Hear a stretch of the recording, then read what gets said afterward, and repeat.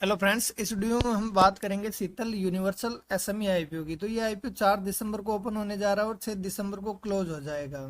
तो इस वीडियो में हम इस कंपनी का सारा रिव्यू करेंगे कि कंपनी किस सेक्टर की है, क्या काम करती है और ये फाइनेंशियली और फंडामेंटली कैसी है, प्रॉफिट मेकिंग है या लॉस मेकिंग है, और इसकी ग्रे मार्केट में क्या डिमांड चल रही है जिससे हमें लिस्टिंग गेन का अंदाजा मिलेगा।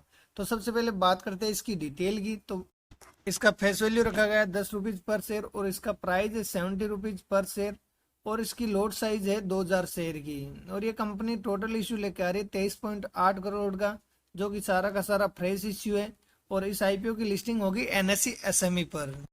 अब बात करते हैं ये कंपनी करती क्या है, यानी कि किस सेक्टर की कंपनी है। तो ये कंपनी 2015 में स्थापित हुई है और शीतल यूनिवर्सल लिमिटेड मूंगफली, मक्खन, बिस्किट, केक और खाद्य उत्पादों के निर्माताओं को पूरा करने के लिए मूंगफली, तिल के बीज, मसाला और अनाज जैसी कृषि वस्तुओं की बिक्री, प्रसंस्करण और आपूर्ति के व्यवसाय में लगा हुआ है। यानी कि कृषि सेक्टर से एग्रीकल्चर सेक्टर से रिलेटेड है कि ये जैसे मूंगफली इनकी मतलब सप्लाई करती है। और कंपनी के उत्पाद श्रेणी में मसालों, मूंगफली, तिल के बीज और दालों तथा अन्य कृषि उत्पाद भी शामिल है। यानी कि ओवरऑल देखे तो एक एग्रीकल्चर सेक्टर की कंपनी है और इसका एक मुख्यालय जामनगर गुजरात में स्थित है। और ये इसके अलावा Russia, Indonesia, Malaysia, Vietnam, UAE, Iran, Algeria, Israel, तुर्की और इजिप्ट में अपने उत्पादों का निर्यात करती है। यानी कि ये इसका सेक्टर काफी फैला हुआ है, पूरे विश्व भर में लगभग ये सप्लाई कर रही है। तो मतलब सेक्टर का विस्तार हो रखा है और सेक्टर भी काफी बढ़िया है। और तो ये हमेशा के लिए सदाबहार सेक्टर भी है क्योंकि इसकी डिमांड हमेशा रहने वाली है। अब बात करते हैं कि कंपनी फाइनेंशियली कैसी है, प्रॉफिट मेकिंग है या लॉस मेकिंग है। तो सबसे पहले बात करें एसेट की, तो 2022 में एसेट था 1602 लाख, जो 2023 में बढ़कर हुआ 2804 लाख। और यानी कि सेकंड क्वार्टर तक ये हो गया 4370 लाख। बात करें रेवेन्यू की, तो 2022 में रेवेन्यू था 3983 लाख, जो 2023 में बढ़कर हुआ 13165 लाख।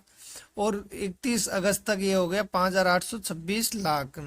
और प्रॉफिट आफ्टर टैक्स की बात करें तो 2022 में 28 लाख का प्रॉफिट जनरेट किया और 2023 में 198 लाख का। और यानी कि फर्स्ट 2 क्वार्टर में इसने 187 लाख का प्रॉफिट जनरेट किया। यानी कि प्रॉफिट में ये हर चीज में साल दर साल काफी अच्छी बढ़ोतरी की है इसने। बात करें नेटवर्थ की, तो 2022 में 450 लाख थी, जो 2023 में बढ़कर 649 लाख हुई। और फर्स्ट 2 क्वार्टर में ये हो गई 1046 लाख।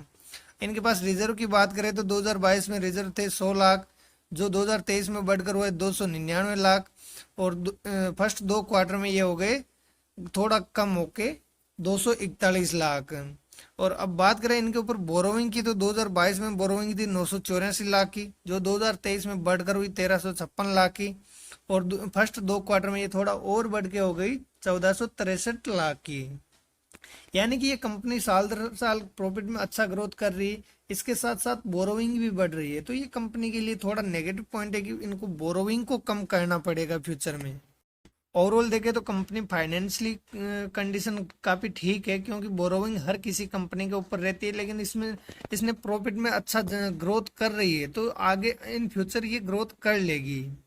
और अब बात करते हैं इसकी की इंडिकेटर की, तो इसका पी निकल गया था 27 का, जो कि ठीक है। और आर ओ ये 36 का और आर ओ सी ये 21% का, ये भी आंकड़े थोड़े अच्छे हैं कि 36% और 21% है। और डेप्ट की हम जैसे ही पहले बात कर रहे कि डेप्ट थोड़ा ज़्यादा है और इन फ्यूचर इसको कम करना होगा अगर अच्छी ग्रोथ करनी है तो। और डेप्ट की वैल्यू आ रही है 2.09 की। और अर्निंग पर शेयर वैल्यू 2.5 की, ये थोड़ी कम है।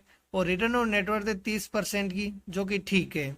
ओवरऑल देखे तो कंपनी फाइनेंशियली और फंडामेंटली उतनी ज़्यादा स्ट्रॉन्ग नहीं है, बट ठीक ठाक ही कंपनी नज़र आ रही है आंकड़ों से। अब बात करते हैं इसकी ग्रे मार्केट में क्या डिमांड चल रही है जिससे हमें लिस्टिंग गेन का अंदाजा मिलेगा। तो आज की डेट में इसका ग्रे मार्केट में प्रीमियम चल रहा है 7 रुपीज पर शेयर और इसकी 2000 शेयर की लोट है, तो एक लोट पे फायदा बता रहा है 14,000 रुपये का।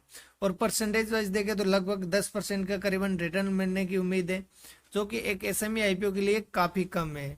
एसएमई आईपीओ में हमें सेफली अप्लाई करने के लिए लगभग 45-50% जीएमपी हो, तब हम इसमें लिस्टिंग गेन के हिसाब से सेफली अप्लाई कर सकते हैं कि उसमें थोड़ा बहुत कम भी मिलेगा तो, लेकिन प्रॉफिट मिल जाएगा।